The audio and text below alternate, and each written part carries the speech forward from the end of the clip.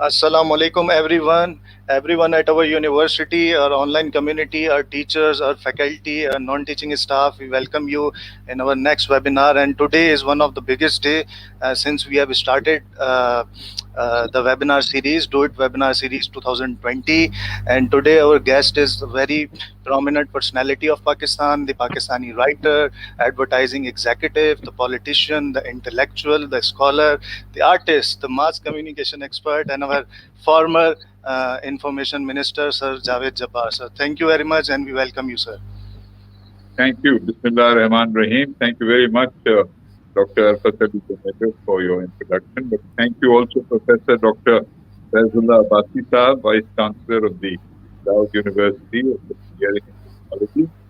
It's a pleasure and privilege to be associated with you and your faculty and colleagues in this webinar, and anyone who makes the mistake of joining in the next few minutes.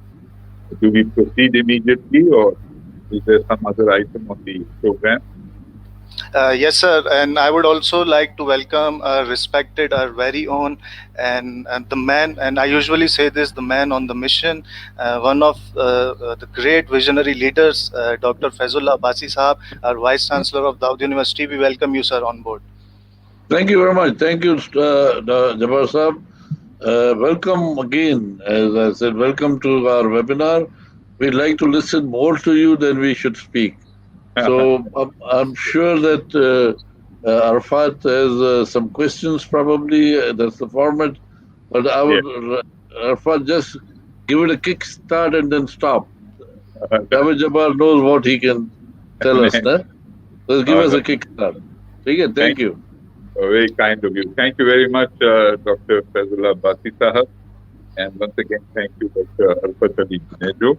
I'd like to begin by saying that it's a privilege to be linked up to the Dawood University of Engineering and Technology. It is one of Pakistan's leading institutions of educational excellence, and we treasure the fact of such institutions being sustained and developed over the past several decades, thanks to the kind of commitment and dedication invested in it by the Vice Chancellor, the faculty, and all those associated with it. I'd like to compliment the students of this university for having the privilege of being part of this process, because you are benefiting from the extraordinarily rich experience and knowledge that is made available to you, the training, the guidance. In a country, you have always got to remember, you are, in a sense, the elite amongst the youth, because this is a country, sadly, with all the virtues that we have, all the positive factors of what makes us Pakistanis. The harsh fact is that as we speak, it is estimated that about 20 million children, leave alone going to the university, will not even be going to school. Or if they have been to school, half of them have dropped out after class 5. What a scale of loss and the diminishing of the potential of Pakistan. So in a country where, let us say, if that figure is exaggerated, 15 million children, amongst those 15 million children are many, I'm sure, who would make one day great scientists and technologists, only if they had access to the kind of opportunity that your parents have made possible, that your own interest in education has made possible, and that the Dawood University provides you. So I think we always need to keep that in mind. The subject I was asked to address in about 3 to 5 minutes before responding to your question is young leadership crisis in Pakistan. And I'm struck always by the frequency with which the word crisis is used in Pakistan. This is a country that may have a big financial deficit, but we have a huge surplus of crisis. My God, we are never thought of crisis.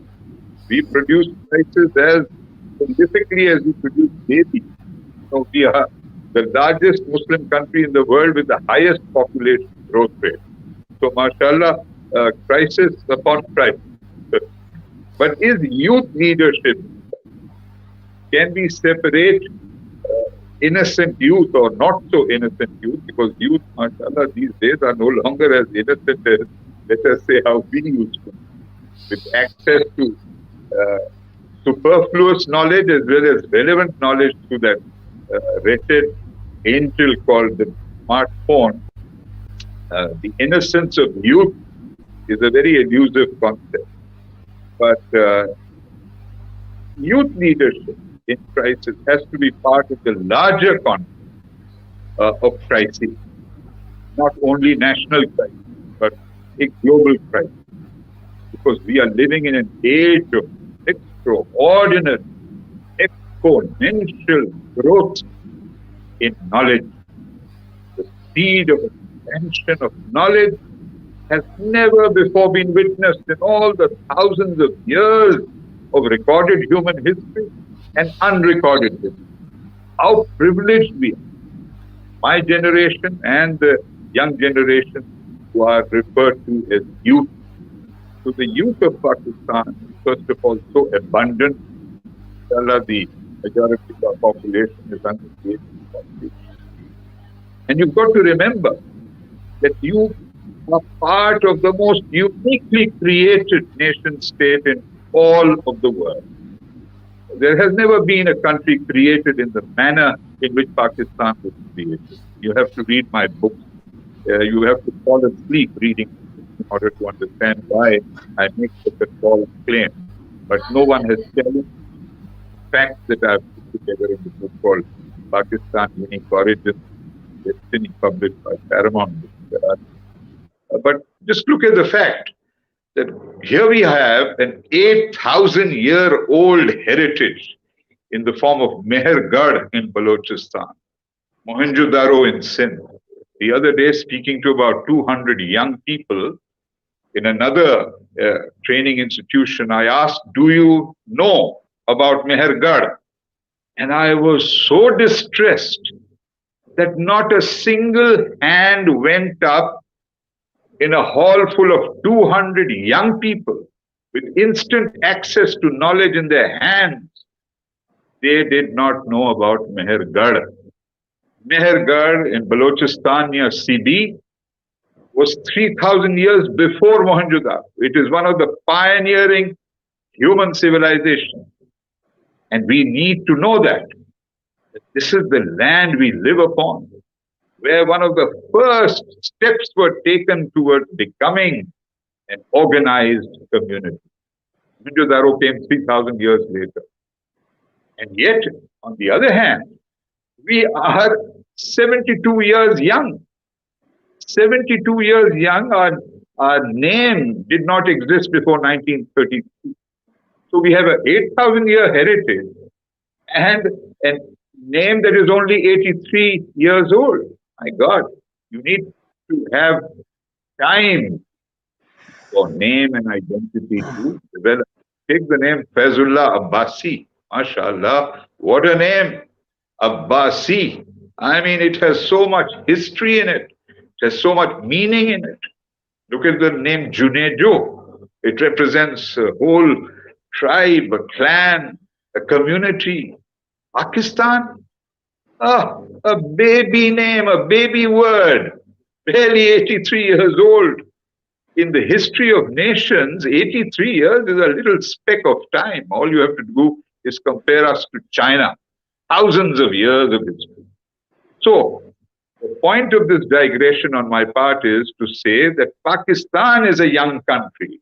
Pakistan is a youth itself in the comity of nations. And we need to look at our future with patience, with confidence, with pride in how we have come into being. Now, before I conclude, I want to say, with reference to leadership, what are the qualities of leadership? The first and foremost is humility, inkisari. ये जो कभी गलती नहीं होनी चाहिए, गुरूर की जी मैं तो लीडर हूँ जी, मैं तो पैदा ही हुआ लीडर बनने के लिए, मैं तो दूसरों से ज्यादा बुलंद आवाज में बोल सकता हूँ, मैं डांट सकता हूँ, मैं कड़ी दिखा सकता हूँ, मैं लोगों को एंथ्रॉल कर सकता हूँ. नहीं. The most important quality is humility. Humility. The second is deep listening. Deep listening. ये है तो बड़ा आसान. You're suffering listening to me just now. I know, बिचारे, you have no choice in the matter. You have been imposed on. I have been imposed on you, so you have to suffer me in silence. But deep listening means not allowing our preconceptions, which are crowding our mind, to start questioning what you are listening to. It's very difficult to do it. I also find it often. मेरे अपने ख्यालात सबसे पहले उभर जाते हैं जब दूसरा तक बोलने लगता है. कई दफा लोग कहते हैं, जावेद साहब आपका क्या ख्याल है पाकिस्तान में जो कुछ हो रहा है? Oh, as I begin to answer, they will not even wait for my first sentence to finish, and they will give me the benefit of their opinion. MashaAllah. They don't want to listen. They just want an opportunity to open up. So keep listening with respect for the other person, with humility and with reading, and thinking. Not only reading what you see on the smartphone, but reading a great old invention called a book. Good book. Thinking. And third, before we try to lead others, lead oneself. Lead oneself. The true jihad. The true jihad is the conquest of the self, the management of the self. And only then can we begin to learn how to lead others, which is a very big responsibility. And it has to come with integrity, with the pursuit of knowledge, respect for all, and the willingness to adapt, change. If objective conditions change, you need to change. You can't be rigid. Look at the last point I want to make. Look at the manner in which Allah revealed the Quran to the Holy Prophet of Islam, peace be upon him. If Allah had wanted, He could have revealed the whole message in 1 month, in 1 year. How long did it take? It took 2 decades plus, 22 years plus. And the message was objective conditions changed. Conditions changed in Mecca. Conditions changed. He had to leave Mecca. He had to go to Medina. It was a completely different set of conditions in Medina. So that is the core message of Islam. Learning from changed realities, adjusting, adapting, not being rigid and stuck in one groove only, applying ijtihad, how you apply new knowledge and how you look at objectively changed conditions while retaining the fundamental principles of Islam. That is the great challenge. Ijtihad. You are in a university that is doing exactly that, carrying forward that process. Let me conclude here, and I welcome. Thank you very much, sir. And I would seek permission from our Vice Chancellor if he allows to questions. You are the anchor, right? Don't seek my permission. Go ahead. Shoot. All We right, are all here. Thank you very much, sir. And since because my first question at the first line was the youth are a large part of Pakistan's population at the moment, and sir has rightly said that the Pakistan itself is young, over 60% by some counts. Hence, they are the largest single demography in the country, the youth. The restlessness among the youth is also at its height in the country. The level of frustration among the youth of Pakistan is very patent, yet government after government has been unable to grasp its problem and offer constructive and lasting solutions, and the roots go back to education. Everybody talks about education. So sir, when we talk about re-imaging, rethinking and reshaping education, the first question that comes in mind is, why is it required? Has education ever been transformed in the past? What are the indicators that show that the change has become mandatory now? Thank you. Yusuf. In my humble opinion, education is a holistic process. Uh, Education in a classroom, in a school, in a college, in a great university is part of education, but it is not education itself, because education includes what happens in one's home. That's where education begins. The influence of the family, the attitudes of your parents, your siblings, those you interact with. That's also part of education. Your community, the street on which you live, how you behave, and the whole nation. So, and not forget the great media or the ungreat media, the information you absorb from the media. So, education is a holistic impact on a human being. Out of that, academic education, yes, it needs improvement. I cannot use the word transformation because that is a very big condition to achieve.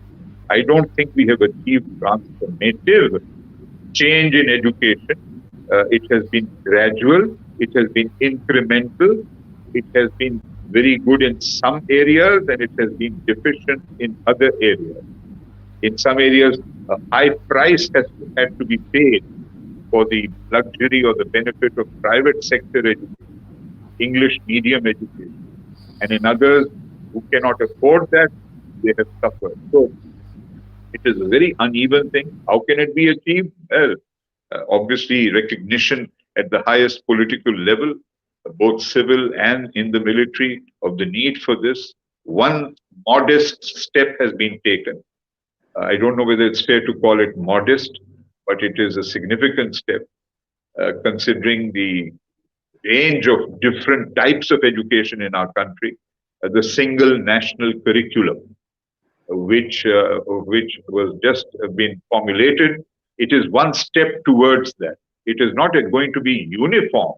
It is meant to be a single national curriculum, initially for class 1 to 5, so that wherever persons are studying, at least they share the same concepts about Pakistan, about contemporary conditions, about critical thinking, about creative thinking. And in a country that's 97% Muslim, for the first time, non Muslims will have the option of studying their own religion under a separate subject called religious studies, not made part of general knowledge. So these are very crucial steps, but a single national curriculum has to be accompanied with major investments in teacher training, in improving the conditions in schools, in improving conditions in universities eventually, where we have sometimes uh, uh, repression of freedom of expression, not irresponsible freedom of expression, but intellectual freedom to question history and to debate history. And we know that in the universities, some universities, there has been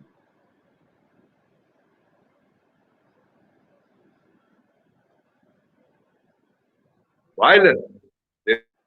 Violence cannot be justified. So we need to improve that as well, the whole mindset. And that is unfortunately a reflection of how society has been enabled to think like that. So if we need to transform education, we also need to transform other segments of society so that the pollution of the rest of society does not percolate into educational institutions. Uh, it can be done. The task is formidable, but one should not be intimidated by it. There should be cohesion between the provinces and the federation, and there should be hopefully a consensus so that when governments change, the momentum is not derailed only because a new party has come in. There should be a minimal consensus for continuity of that which is good and a consensus built on collective decision making when it comes to education. So many things have to be done, and each of us has to play a part. It's not just the government. I think, that's where leadership comes in. Where leadership, we don't look at other people and point our finger at them and say, this is wrong, this is right. They are not giving us the leaders. We who produce the leaders. Leaders don't fall out of the sky. And therefore, can do to improve education, be a better student, be a better teacher, be a better citizen. My God.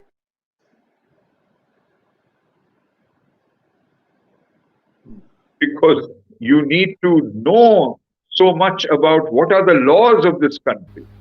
Uh, Ignorance of law is no excuse for breaking the law. You know that. That's the maxim. A citizen has a duty to know what the laws are and then to observe the law. And I'm sorry to say that many, even educated people, don't seem to know the law on many issues. They are not aware that we have such a law. So the irony is that even as we rightly criticize our leaders, we also need to be self-critical and take responsibility as citizens. Are we being fair to the state we live in, to the community? Are we paying all the taxes honestly that we owe the state, that we owe each other? Are we behaving well in public spaces? Are we treating property, public state property, with decency and restraint? So the collective ethic must prevail and not the individual discontent and deviance.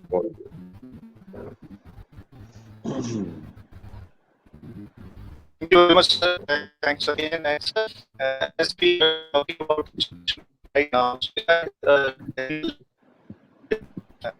ask you one question: that build a resilient institution, because if this pandemic, it has challenged academic institutions. So the question is how to build resilient academic institutions so that they Using, connect with educational as so sorry, I can't hear you. Well, you're cutting very badly. I mean, we I, couldn't even understand what you're not even audible. So try to see if oh my there's God. some technical glitch there. Check it out. Your voice is not clear. Perhaps what we should, Sir, is it fine all now? you want to Yeah. make a, Yeah, we can, it's okay hello. now. Ask the question now. Sir, I Can you just hear me wanted now? to ask after this. Exactly, yes, sir. Yes, you can hear me. Yes, sir. Acha, please go ahead then. And even if you can't see me or whatever, I don't know whether you can see me. I can't see you just now. But anyway, Yes, sir. We cannot see you, but we can listen to you. Yeah. I can see both of you. I can hear both of you. I'm sure you must Okay. be seeing me. So I don't know. But go ahead, Yes, sir. Arfat. Ask the question. Huh? Okay, sir. Sir was talking about global educational change and domestic educational change. It's a slow pace. It needs a lot of years, actually. But I just wanted to ask that the pandemic, like COVID-19, has proved such methodologies of slow pace change wrong. So I just wanted to know that what is the difference between slow pace change versus resilient organizations, resilient academic institutions from sir.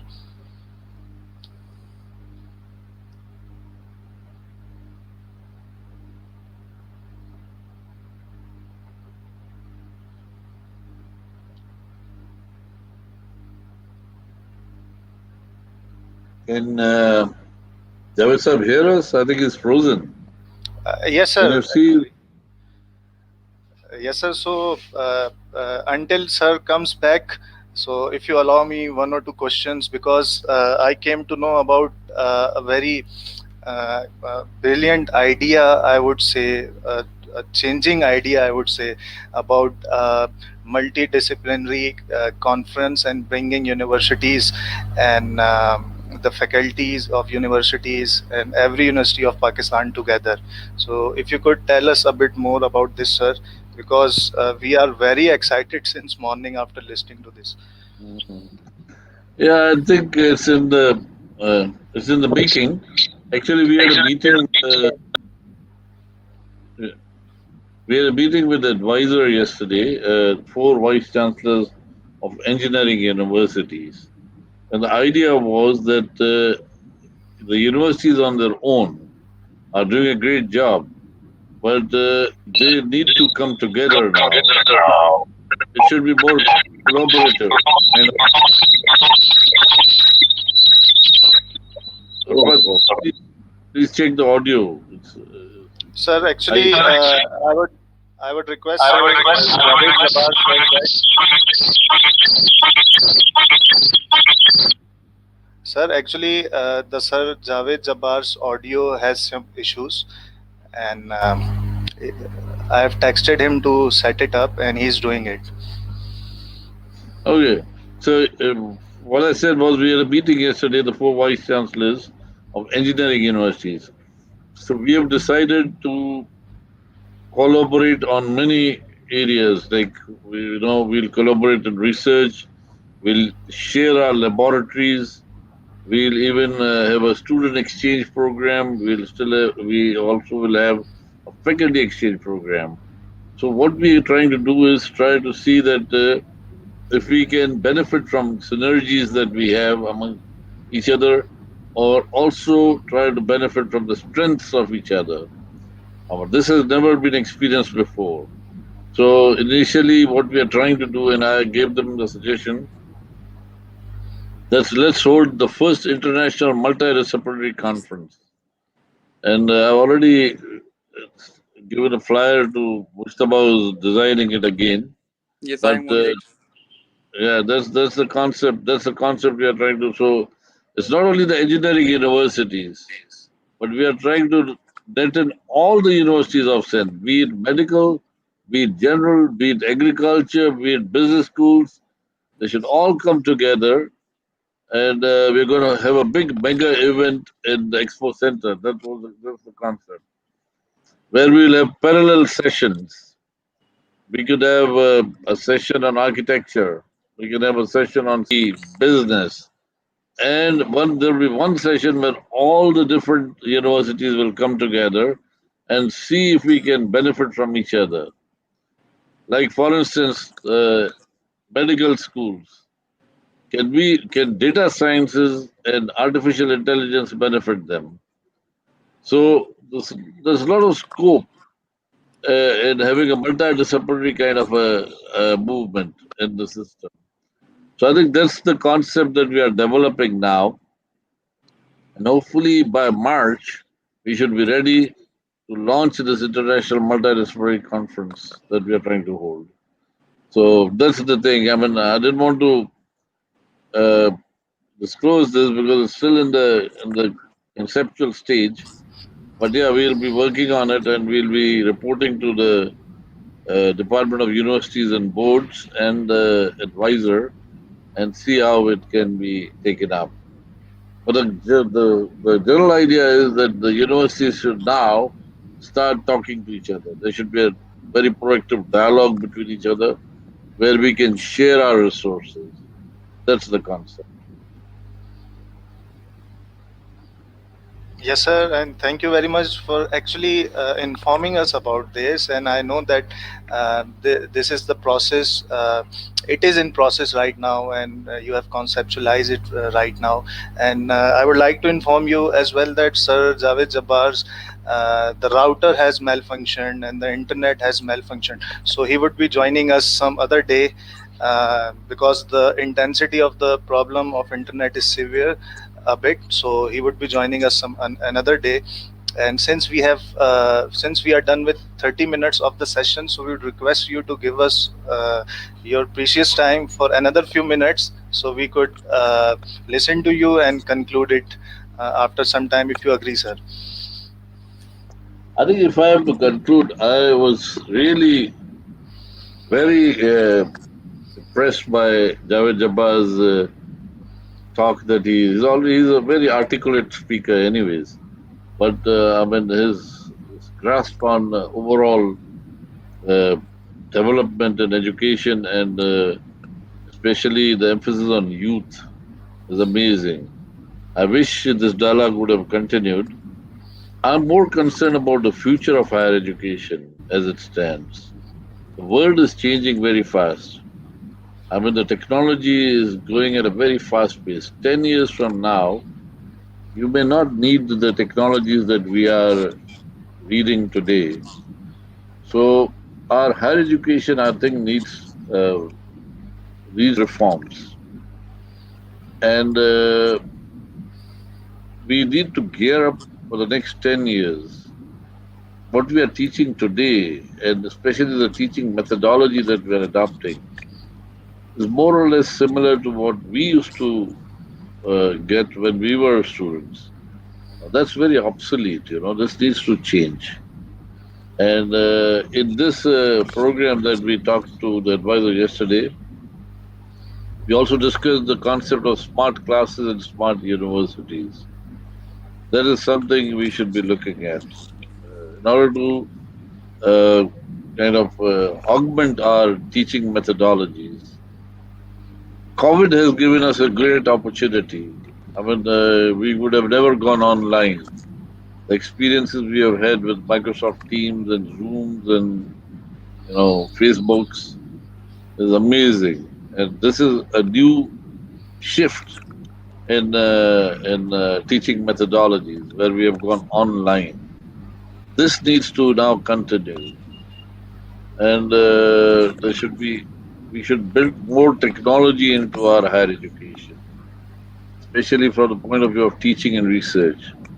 And obviously, we need to revisit our needs for the future, and we should prepare our youth for the next 10 years, not for yesterday, not for today, for the next 10 years. That is something we are pondering on. That's something I would like to, for the balance of my tenure, try to emphasize on the concerned ministries, departments, that higher education needs change. The concepts have completely changed, and we are still stuck to the old concepts.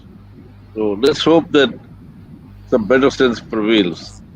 But that's what I'll be working on for the next 8 months that I'm here. Let's hope that it happens. That's all I can say. But we must thank Javed Jabbar, and we must get him some other day so that he could finish what he started. He left us urging for more, and it's very unfortunate that his internet malfunctioned. But hopefully, we'll beat him again. Arfat, what I would like is if you could invite on my behalf Javed Jabbar to visit us in the campus and maybe address our faculty. That'll be great. It'll be very inspirational. So invite him to the university with the social distancing and all the SOPs observed. We could hold a function in the auditorium with Javed Jabbar speaking to us. So you could do that also. Take it. So I think with that, I come to my conclusions. Thank you very much for organizing this. Hopefully, you will have some good audience. And let me know what was the feedback on this talk. Thank you very much. Huh? Thank you, Ahmad. Thank you, All right. Mustafa. Thank you very much, sir. Thank you very much. Thank you, sir. Thank you. And I would like to conclude this our session. And Allah Hafiz, take care. And I'd like to thank our director Orik as well for joining in and tuning in and supporting us. And Allah Hafiz, take care.